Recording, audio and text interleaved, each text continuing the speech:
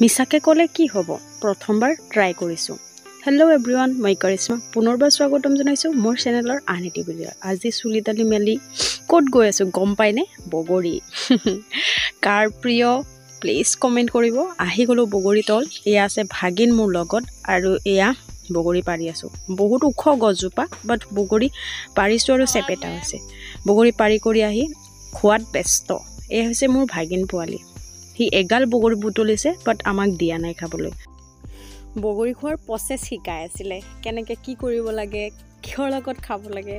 আয়ো দেহি, সৰু সৰু পোৱালি আজিকালি আমাক শিকাব। চাওক, বিশাল ৰ'দ দি আছে আৰু এইপিনে আমাৰ বগৰী সনা ৰেডি। কলপাতত লৈ লৈছোঁ গোটেই। ইচ, কি যে প্ৰিয় টেঙা এই ৰ'দত বহি খাবলৈ।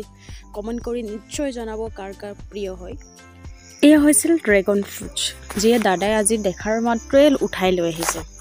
পইচাটো বেছি, বাট বস্তুটো কম। তাকে ফাৰ্ষ্ট টাইম খালোঁ, কাটি কৰি ল'লোঁ। সকলোকে এক পিচ ভগাই দিলোঁ আৰু নিজেও খালোঁ। বহুতে টেষ্টি আছিলে। আপোনালোকে কোনে কোনে ফাৰ্ষ্ট টাইম খাইছে কমেণ্ট কৰি নিশ্চয় জনাব। কিন্তু বস্তুটো বহুত ঠাণ্ডা হয়, বহুত টেষ্টিকৰ হয়।